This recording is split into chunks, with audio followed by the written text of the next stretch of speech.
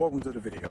Today we're going to talk about my top 5 rules you absolutely need to follow if you want to build some muscle and, I don't know, make your ex jealous or something.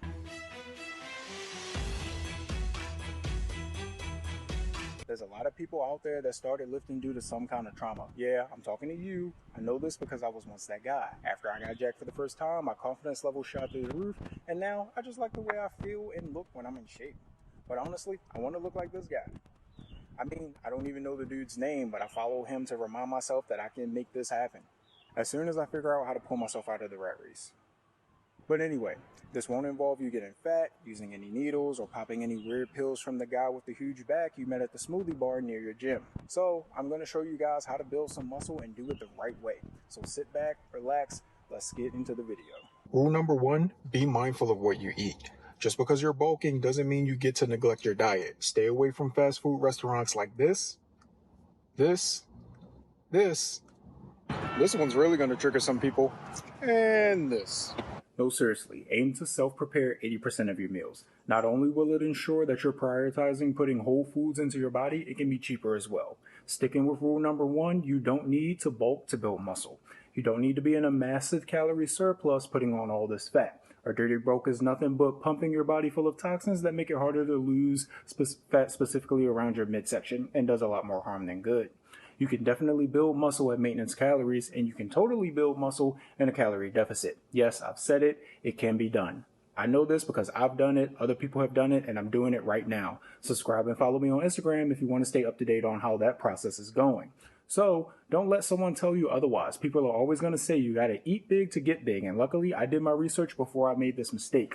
What I recommend doing is eating at maintenance calories, track your weights, track your gains, check the weights you are lifting, and from there, go in either direction, surplus or deficit based on your needs. Because obviously being in a calorie surplus would be optimal to build muscle, but you will put on some fat too. And being in a deficit will allow you to lose fat, but gain muscle at a little bit of a slower rate. For me, I don't want to spend a lot of time dieting, so I'd rather just do it slow and build muscle while trying to get lean and stay lean.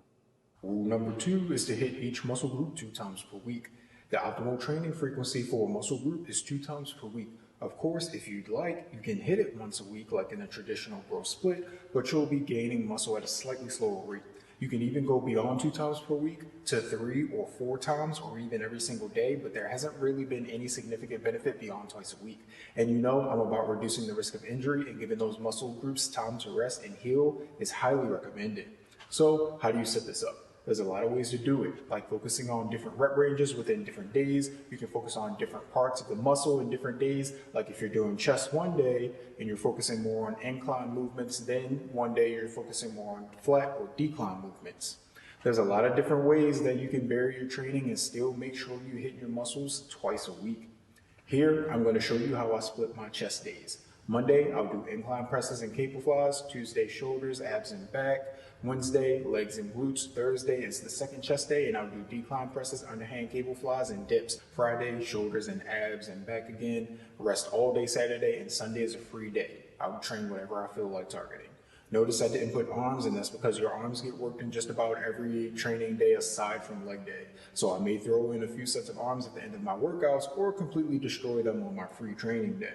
Guys, my go-to morning pre-workout meal is just a protein shake, roughly 30 grams of protein, which leads me to rule number 3.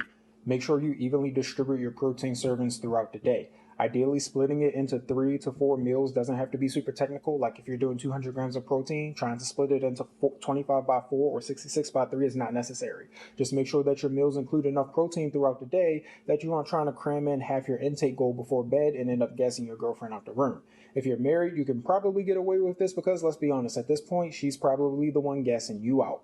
So I'll make sure to get a minimum of 15 grams of protein 3 times a day throughout the day, and most of that comes from protein powder. What this does is help optimize protein synthesis and muscle recovery. Not long ago, I would have not done it this way. I did a lot of intermittent fasting and even tried the OMAD diet. That's 1 meal a day, and it sucked. But you can still consume majority of your calories later into the day, and that's currently what I do. I just make sure to get my protein fix at least 3 or 4 times throughout the day.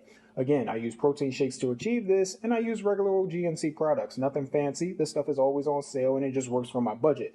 Doesn't taste bad either. I drink it with plain water, 1 or 2 scoops in a 20-ounce bottle. Side note though, it does not mix well with coffee. For whatever reason, it just clumps up in the coffee. Rule number 4, recover just as hard as you train. You tear your muscles down in the gym and you grow and recover outside of the gym. I get asked all the time by peers or on Instagram, how do you look the way you do in such a short amount of time? I'm in the gym 7 days a week and I don't look the same.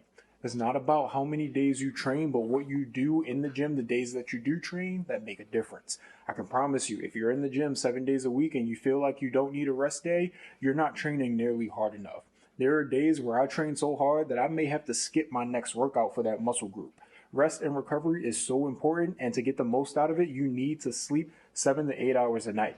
Make sure you hydrate, have rest days in your work week. You can also have active recovery like getting in the pool. I prefer the hot tub, but it's not ideal.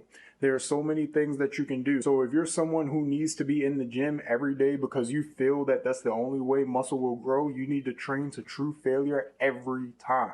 Last and final rule, patience. Guys, I say this all the time. Patience is a virtue and consistency is key. Building muscle takes time and it's not all about how much you weigh. Scale weight is not everything. Just because you're not adding on a pound a week doesn't mean you're not building muscle. If you can add 30 to 50 pounds onto your bench press but your weight stayed the same, guess what? You're building muscle.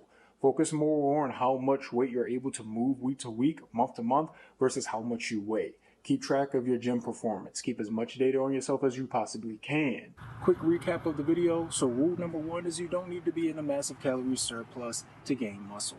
You can build muscle at maintenance calories and even in a calorie deficit. Rule number 2 is you want to train each muscle group twice a week. Rule number 3 is you want to space out your protein intake throughout the day, ideally between 3 to 4 meals. Rule number 4 is you want to focus on recovery, quality sleep, hydration, and nutrition. Rule number 5 is patience. Guys, building muscle takes time. Thanks for watching the video. I hope this helps you on your journey to getting fit and staying fit. If you like the video, hit like, subscribe, hit the notification bell so you don't miss any of my upcoming videos. Happy training. Thanks for watching.